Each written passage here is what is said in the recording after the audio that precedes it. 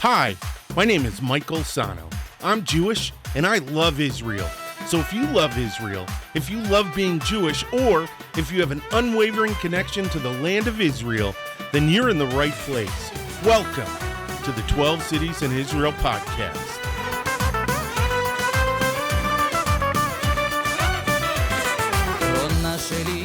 Shalom, shalom, shalom. Hey, what's going on? What's going on? What's going on?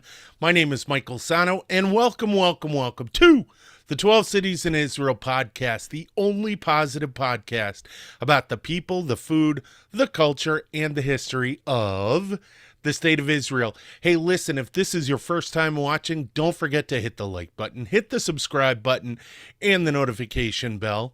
Make sure you share this podcast with your friends and your families. It's a ton of fun to make, and we enjoy bringing it to you. Also, if you want to take us with you, you can find us on SoundCloud, iTunes, Google Podcasts, Stitcher, TuneIn, and on Spotify. And as always, this podcast is brought to you by the 12 Cities in Israel Modern Hebrew Flashcards, the best way to learn Hebrew, the best way to brush up on Hebrew. You can find them on Amazon for Kindle, and if you don't have a Kindle, that's all right, because you can download the app for Android, iPhone, iPad, PC, and for Mac. This episode is also brought to you by VV Backdrops. Boom! In the background, you can see it. They did this for us. The 12 Cities in Israel Modern Hebrew Flashcards and the link for VV Backdrops can both be found below in the description, so check it out. And without further ado, welcome to the show. All right, hey everyone. It's the 100th episode. It is the 100th episode of the 12 Cities in Israel podcast. So, of course, what would I do? I would have someone amazing on. I would have one of my best friends on. Nili Caine, welcome to the show. Welcome to the 100th episode of the 12 Cities in Israel podcast. Thank you. It's nice to be here. Where are you? Well, come on, where are you? Well, I'm in my place in Jerusalem, and you can actually, over here in the back, you can see the view of the city that I can see from my place. That is so cool. I live sort of like in the center towards the southern area, but you look over here, that's like the southern area of Jerusalem. Okay. On a clear day, you can actually see like the Jordan Mountains over there. You get really? Yeah. On a very, very clear day. On a very clear day. That's already the Judean desert back there. Now, so what's weird about Jerusalem is it sits on the edge of the Judean desert, but Jerusalem does get humid, which is it doesn't kind of make sense, because the two times that the most recent two times that I've been there, it was surprisingly humid, but I think it was humid throughout the country. Yeah, because Jerusalem is we're fairly high. We're 900 meters above sea level, which I need to calculate quickly into feet. But we're fairly high, and it's actually quite dry here. But it depends where. Okay. It can get humid, but it's not common. And usually, just here for 2 days, though it was very humid. Of course, that totally makes sense. That's well, go on. Earlier today I was in Bat Yam and Tel Aviv, so that's humid. That's near the sea. That's very humid. So every time I come back to Jerusalem, it's like, oh, it's nice and breezy here. Well, when you and I met in Beersheba at Ben Gurion University, who was it? What was her name? Who is the woman who ran the students? And I'm going to get smacked by her for this, because it's Lila Perlman. Lila Perlman, Soppy, I am so sorry. Please forgive me. It's just in the moment I forgot. You could never be far from my mind. So we were there, And the summer that you and I met, we're in the desert. It's super hot. It's arid. It's never humid. She apologized to all of us and said, this never happens. It's the most humid it's ever been in this city. So it can be humid everywhere, I guess. All right. So let's start off with, since we're talking about the modern city, I've given in the past 3 episodes, I gave the history. Let's talk about, how do you get there? So, and let me preface that with, just about everywhere in Israel, it's so easy to get to, with the exception of maybe Eilat. But Jerusalem is notoriously not on the path, so to speak. So if you could... Right, because Jerusalem is sort of like center west of Israel. So if you go from the north to the south, it is sort of like you have to go, either you go via the Jordanian, like the Bekaa region sort of thing, and then it is. But if you you come from the center of Israel towards the south, and it is further out. But there are the 2 main roads that come to Jerusalem. You can either come with a private car, or the many buses. There's a train. Which is there though? Is there a train? Yes, that is yes. Although we're the capital city, we're the largest city in Israel, it took the train a few years to get here. And first we got the train, which took 2 hours from Tel Aviv to Jerusalem. It was better walking to Jerusalem. No, I'm joking. But now we have the fast train. Joking. Go on. No. Now we have the fast train that opened up right in the as we entered COVID. But the train is running, and it takes 30 minutes to get to Tel Aviv. Okay. From Jerusalem, and it goes by the airport. It's actually very convenient. It's very good. Now, in the news, it was pretty difficult to get that train going. There were a couple of impediments. There were a couple of things in the way. One of them was work on Shabbat. And that one's kind of understandable because, a lot of the transportation shuts down. Whether you're for it or against it, it's just one of those things. But there were also a number of other things where it would start and it would stop. It would start and it would stop. What were some of those things? Well, one of the big challenges in digging, especially in Jerusalem, is you always find something old. And I'm serious. It took the train, I think they worked on it for 20 years because they always had to stop, because they always found an old wall, like many archaeological artifacts. And there's a law in Israel that every time that you dig and you find some archaeological finding, you have to stop everything, and you have the representatives of the like one of the archaeologists, and they come and then they do the archaeological excavation. So it takes time. And in Jerusalem, as you said, you had 3 episodes of Old Jerusalem. So there are many layers in Jerusalem, and we keep finding new things, and there was even I think they found a cistern or something once they did the digging for Jerusalem. Yeah. So They kept finding many things. So then it delays the work, but it's always interesting because... Oh my gosh. Yeah, absolutely. Well, speaking of large public works projects, and maybe not large public works projects, but when most people think of Jerusalem, they think of the old city, and that is Jerusalem to the vast majority of people who live not just in the West, but around the world. And when I was there, I was shocked a little bit at how large and how expansive it is.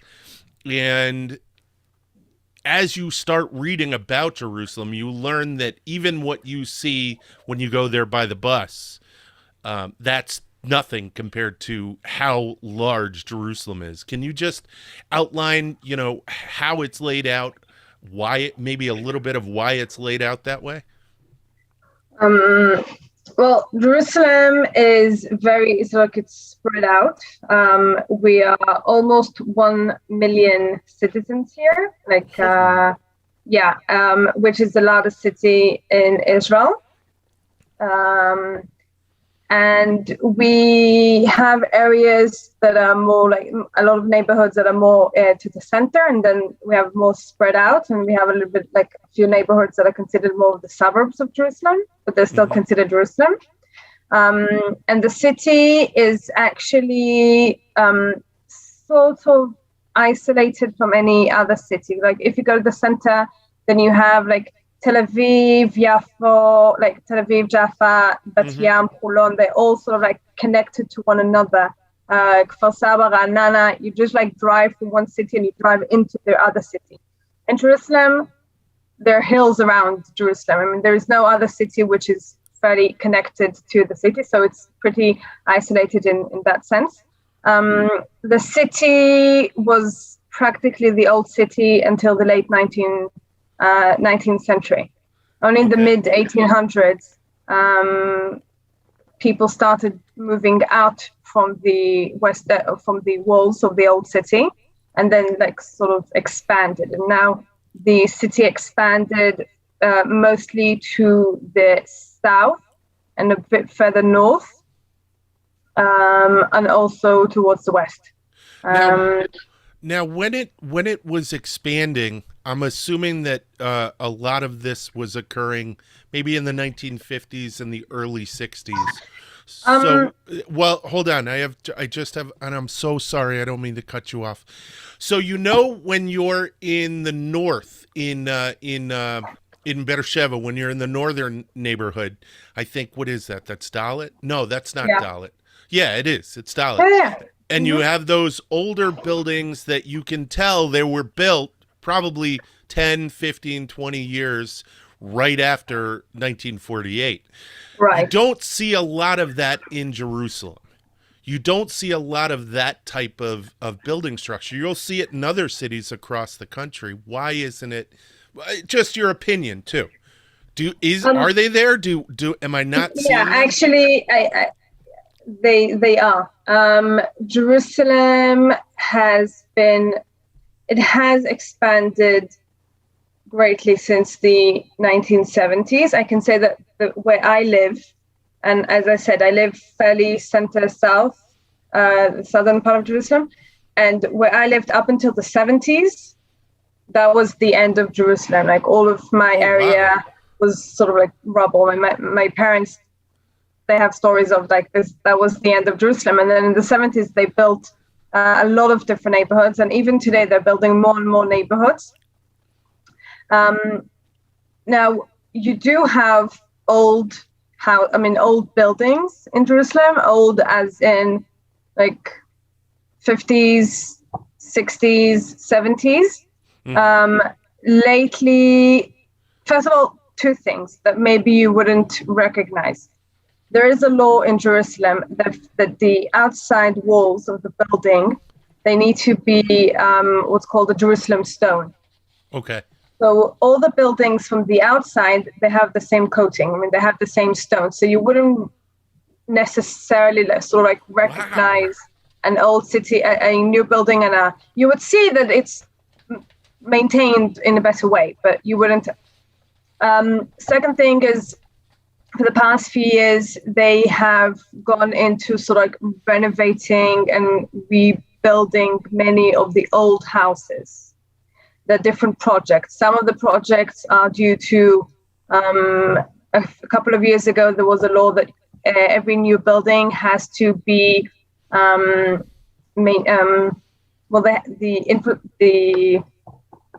forgot how to say it, but you have to make sure that the building is safe in case of an earthquake. Okay. Yeah. So they have to reinforce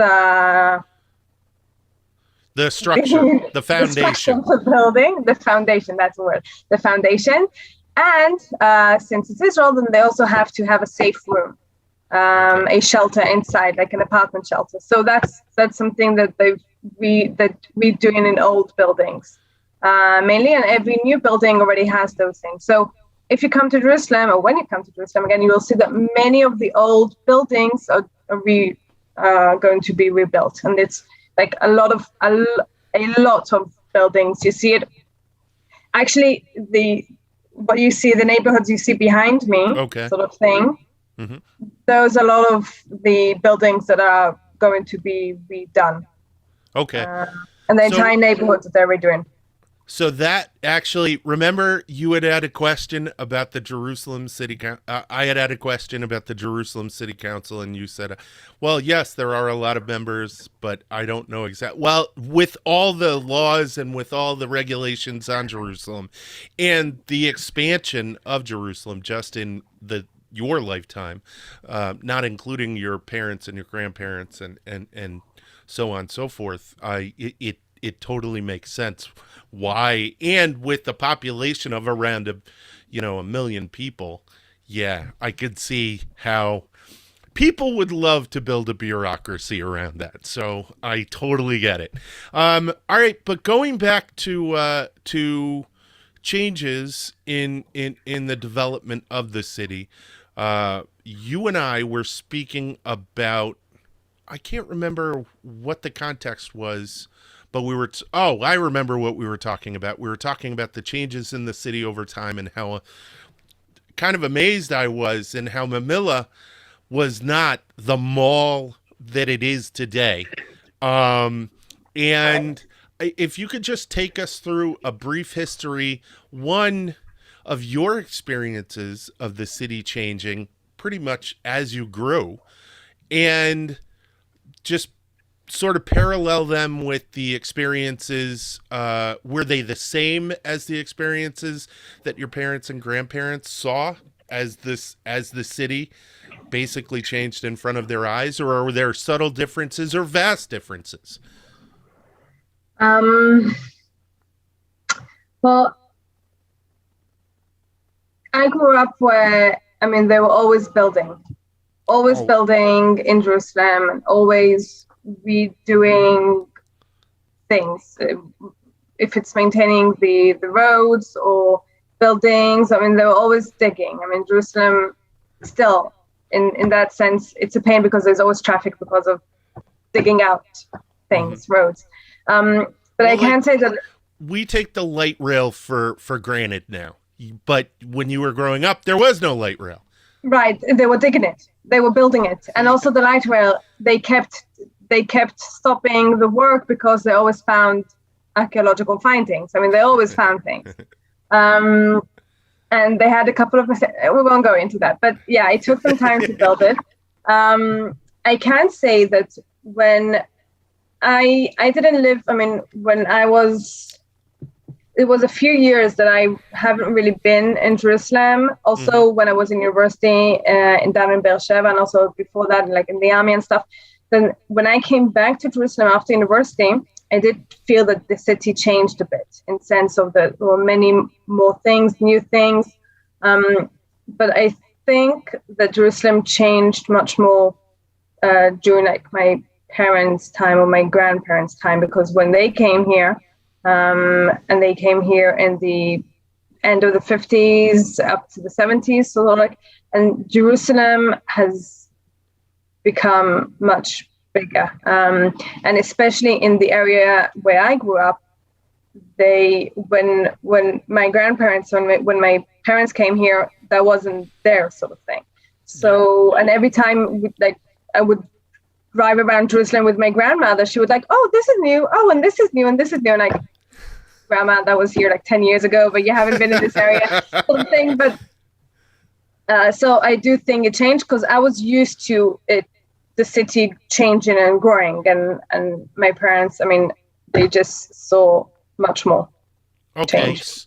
So speaking of change, one of the things, so Jerusalem, of course, is called the Holy City, and its relation to the three Abrahamic faiths is at its core. But one of the things that I found during some of my research that was kind of shocking is that it's not that Jerusalem is getting away from that.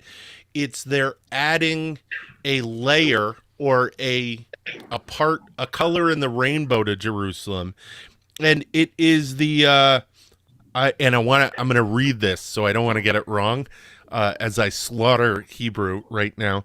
Har Hotzvim Industrial Park and the Jerusalem Technology Park.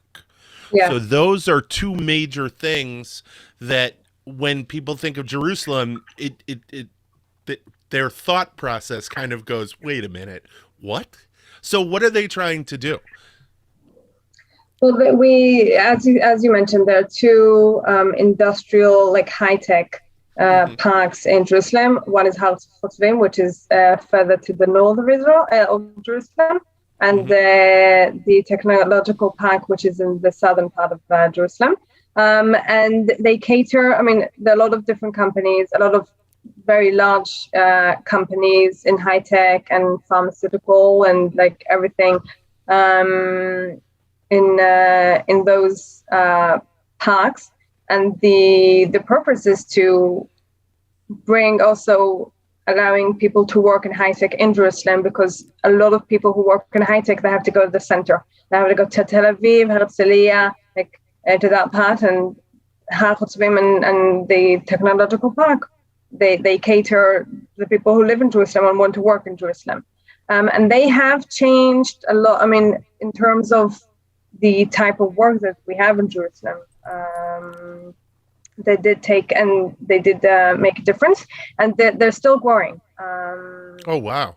Yeah, they're still building new buildings and companies, especially, well, I see the changes in Har Hotzvim because I drive past there every once in a while. But also in the technological park, it has grown, and a lot of companies moved to Jerusalem to go there. They're also planning on changing another neighborhood. There's like the industrial area in Talpiot, which is also in the southern part of Jerusalem, and it's an industrial area, but they want to change it or add to it also like high-tech industries and different companies.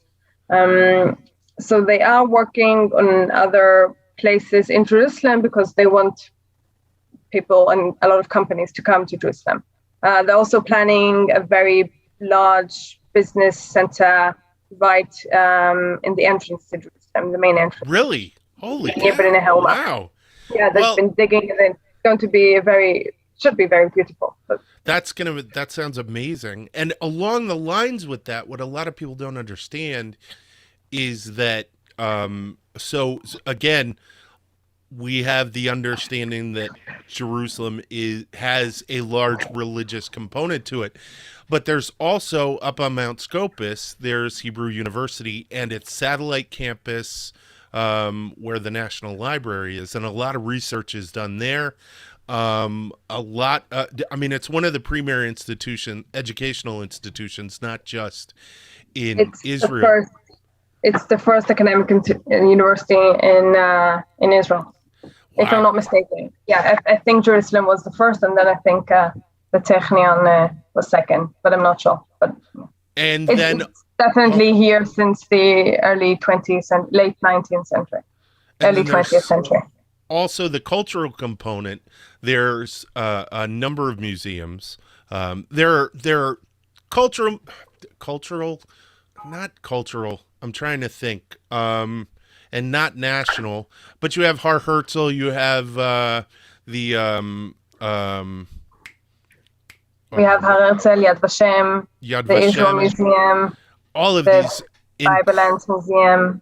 So we have many museums. There's so much stuff. There is just so much stuff. Now, that actually brings me into one of the questions that I have, and that is with COVID coming, Jerusalem relies on tourism heavily. There are a lot of ancillary things like tertiary surrounding economic lifters of the city, like these industrial parks and stuff. But tourism from not just pilgrims, not just religious pilgrims from all the faiths, but also people who just want to soak in the history of it. How difficult has that been on the city over the past year and a half, almost 2 years now? I can definitely say that the city feels emptier. Yeah, you do, and especially now since it's summer, and usually there's so many also like Israelis that come to Jerusalem and stay in the city for a few days, and so you do see that. But definitely over the past year and a half, you can definitely feel that there isn't any tourism, and indeed many places they rely on tourism. That's okay. Not only from people from outside of Israel, but also within Israel.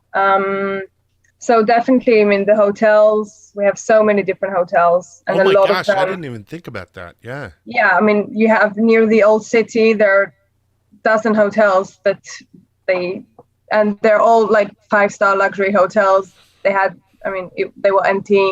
And like the museums were everything was closed. I mean, like every other place in the world.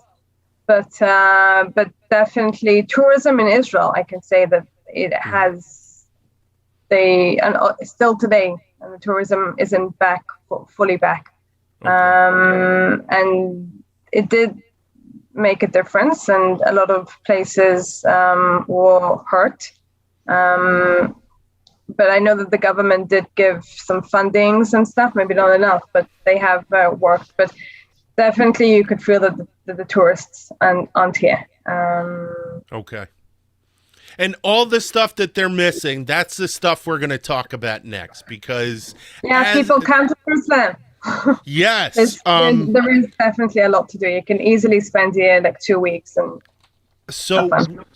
We spoke about the cultural institutions and the things to do in Israel. Some of them were Har Herzl, Yad Vashem, of course, touring around the old city and doing some shopping. I'm glad that you raised like the first two very, very happy places, Har Herzl and Yad Vashem.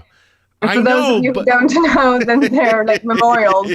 I'm sorry. No, they're definitely important, and they're definitely important also to understand like the national...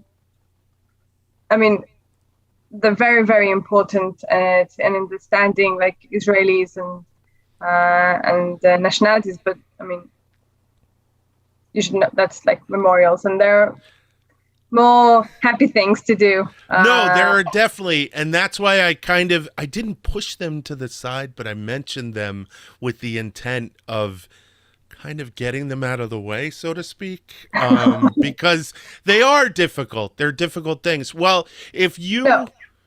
Har Herzl is, although it's a cemetery, but you can learn a lot about the history of Jerusalem and the history of Israel in Mount Herzl, because that's the national cemetery. I mean, we have the prime ministers, they're buried there, and the presidents, they're buried there, and there's like the main... They have the museum. The museum of Herzl, right, and a lot of different. What's it called? The Endartot. Ooh, I forgot the word in English. Sorry, it's okay. Memorials. Memorials. Different like memorials. So I mean, it's a very interesting place to walk around. I mean, you can easily spend a day there. Be glad I didn't mention Ammunition Hill. So that's also a touristy place. But yes, there's a lot of stuff to do. There are a lot of exciting things to do. There is the Museum of the Book. Did I say that incorrectly? Where all the finds from Qumran. Yeah. Right. That's part of the Israel Museum. And can you just describe the Israel Museum real quick? So the Israel Museum is, if I'm not mistaken, it's actually the largest museum in Israel. Yeah, I believe so. At least I think it has the most visitors in Israel. But it's a very big. For Israeli standards, it's very big. It's not as big as other museums that I've been. Worry. And it's I mean, they have so many things. They have they have a very, very big archaeological wood, and they have modern art, and they have like children's section, which is a lot of like educational things, and they have things like more Judaism, things to do with Judaism and things to do like with world. They usually always have one exhibit about world art and things. And then there is also the model of the second like Jerusalem during the Second Temple time. And as you said, a lot of the Qumran and the oldest Bibles that were found also exhibited.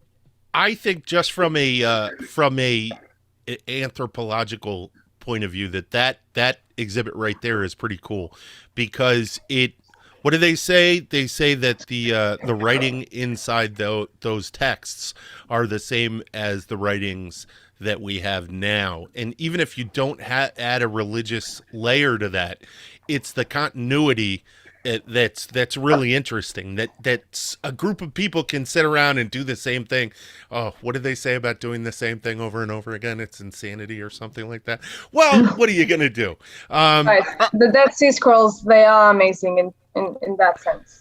They're fascinating. Now, other things to do. What are some, like, I know that there's the Jerusalem Marathon, which is terrifying to me because of the overall terrain. The up and the down is just, what describe that a little bit. That's part of the fun. Oh, my God.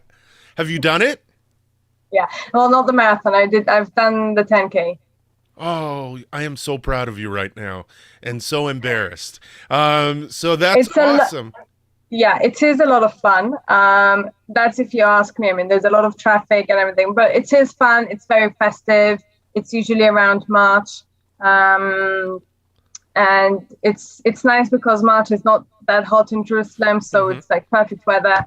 And it starts near the Knesset, near the parliament. Oh, wow. And then there's a 5K, which is around the Hebrew, like Givat Ram campus, which is like around the museums and the Hebrew University campus and the parliament, over that.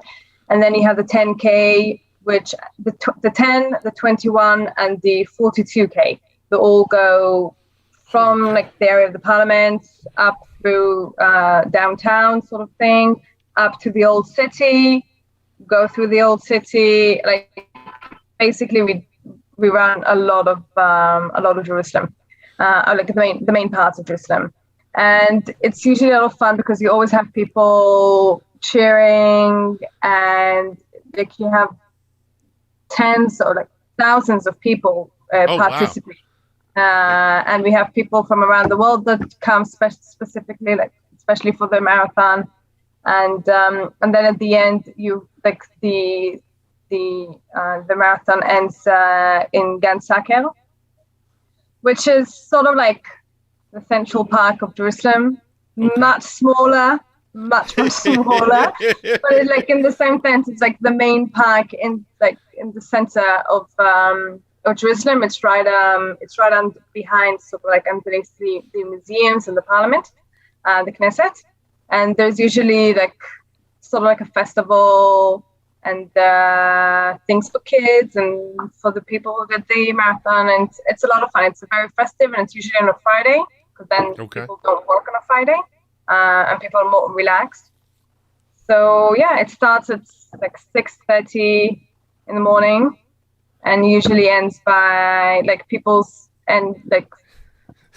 we all finish running by 11ish. Whether we're done or not, we just stop. Yeah, no. It's a lot of fun, and we have a lot of. I mean, we have a couple of other marathons in Jerusalem. Oh, really? Right. We have also like cycling competitions, and a couple of years ago we had the Formula One in Jerusalem. Wow. Which was crazy. Oh my gosh, yeah. Yeah, and every 4 years, technically, I mean, COVID changed everything, but we had the Maccabiah, Have you heard of the Maccabiah? Yes. So the Maccabiah is sort of like the Jewish Olympics. And that's usually also very festive. And they take place in Jerusalem, or they have the ceremony in Jerusalem? They have the ceremony in Jerusalem, but the village is not in Jerusalem. It's outside of Jerusalem, and many of the facilities. It depends. Like if you need the seed, then it's like in the area of Tel Aviv, Herzliya. But we do have a couple of the competitions do take place in Jerusalem. The good thing about Israel is that everything is fairly close. So if you drive an hour here and 2 hours there, it's not a big deal. That's awesome. Yeah, and every summer there's this big international festival called Chutzot HaYotzer, which take place right underneath, like near Mamila, right underneath Jaffa Gate, which is usually, we have different artists from around the world. They come and sell their things, and there's usually a big concert, and that actually takes place in another week. It's going to start here. Yay! That's awesome. Yeah, there's going to be a wine festival and a beer festival, and summer in Jerusalem is a lot of fun. Good, very good. So there's a lot of stuff to do. There are a lot of events to do. Right. All right, cool. Every time of the year, you have something to do here. And there's tons of places to eat. If you want to experience a wide range of palates, Jerusalem is the place to be.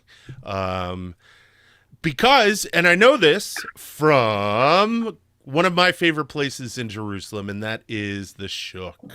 Can you describe that a little bit for people? Well, the Shuk is actually the Yehuda market, also known as Machne Yehuda, which is there's a closed and an open market, and it's like 3 roads, 3 blocks. And you have... It's enormous. It's a maze. Like it is a maze. But during the day, you have whatever markets, like you have different types of food from like Mediterranean and European, and sort of like also American, as in North and South America food. You have a lot of things. And then in the night, a lot of pubs and restaurants. And the music gets loud. Yeah. It gets really loud. But it is a lot of fun, and you go there and you meet everybody. Like you see Jerusalem, you see people from different religions, different cultures, a lot of tourists. But you see the people who live in Jerusalem, and you see the variety of people. Awesome. All right. Lastly, we're gonna hit something that is straight from my heart. And what are the teams? What are the football teams that are in Jerusalem? So Moti, okay? So Moti is football. I can't talk to him without talking about Hapoel Be'er Sheva and just football. So what does Jerusalem have to offer? Well, I do have to say, since you're an American, you're supposed to say soccer. Because football, I'm English, football is football. You're actually joking.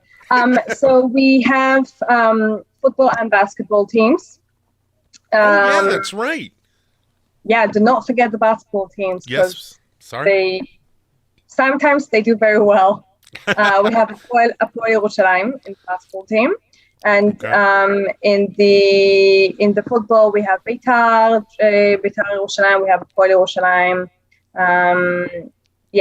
Port Katamon. We have a couple of big stadiums. Do they have big stadiums? Yeah, we have Teddy Stadium, and we have the Arena. So the Teddy Stadium is for the football, and the Arena is usually for the basketball. Okay. And we have big games here. And the Arena is also where concerts are, right? Yes. But there's also a place south of the old city where there are concerts. That just popped into my head. Right. We have a couple of places in Jerusalem. We have 2 main places. The Sultan Pool or something. Right. Yeah. Big concert halls. I mean, they're not entirely halls, but we have the Arena, which is in the southern part of Jerusalem, which is right next to the Technological Park. Oh, all right. It's right across the street, and there's also a shopping center there, and the zoo, the biblical zoo is there. And and the Sultan.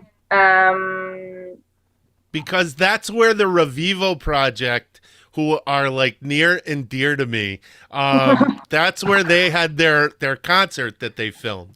So, Okay. Sorry. Right. So in the Sultan, we call it the Sultan Pool, but it's an open amphitheater, right underneath like Jaffa Gate, the old city. That's also where we have the festival, the international festival during the summer. So that indeed, especially during the summer, and because it's out in the open, there almost every night there is a concert there, and big names, sort of like that's like a couple of Omer Adam and Lior Narkis and all those guys. Even bigger names than that, but yeah. Whoa. Yeah.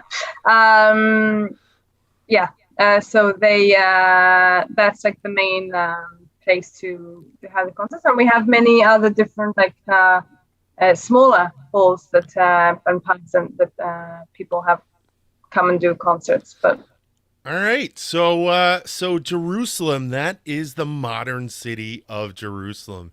Nili, this has been awesome. This has been wonderful. Thank you so much for this. Is there anything else you want to bring up about your city that you think is important? A lot of people when they come to the city, they are amazed on how much there is more of like the modern new city that you can see, because usually people do only go to the old city, but there's so much to see and learn about Jerusalem. And sometimes you hear when you hear about Jerusalem in the news or somewhere, then usually it comes like with like terror and stuff, but it is in the city, but there's so much more to the city than that, and there's cultural things to do here and art and archaeological things and like a lot of fun festivals and parties, and it's a little bit more subtle and quiet than Tel Aviv. But there is a lot to do, and you can easily come here for 2 weeks and just every day do something else.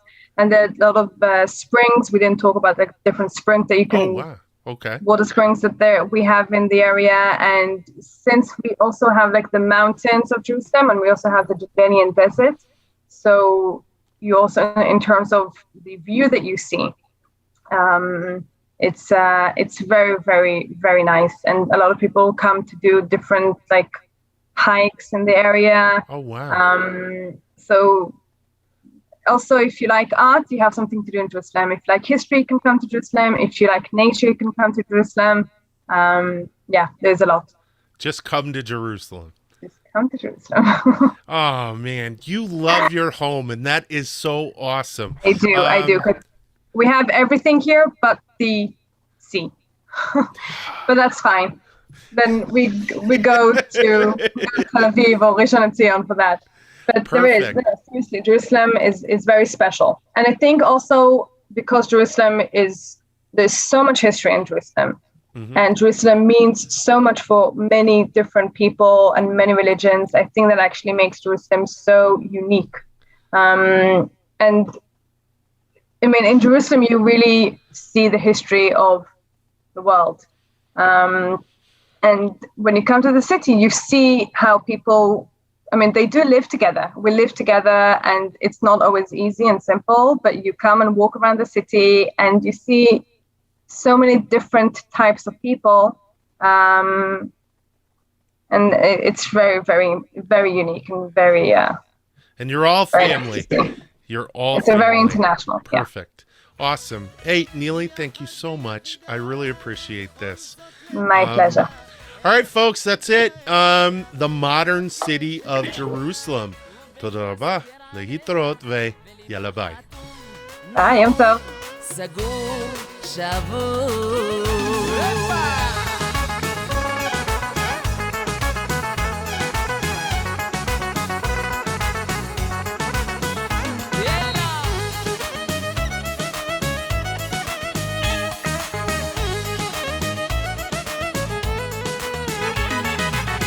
והחול שבעיניה, החיוך כובש בחם, הרכות בשפתותיה. אין כמוה, אין כמוה, אין כמוה בעולם, אין כמוה, אין כמוה, אין כמוה בעולם.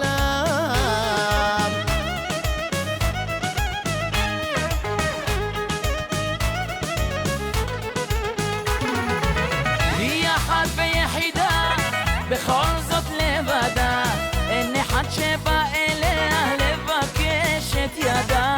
ובתסוגר עליה בליבה חתום, נעול, סגור, שבור.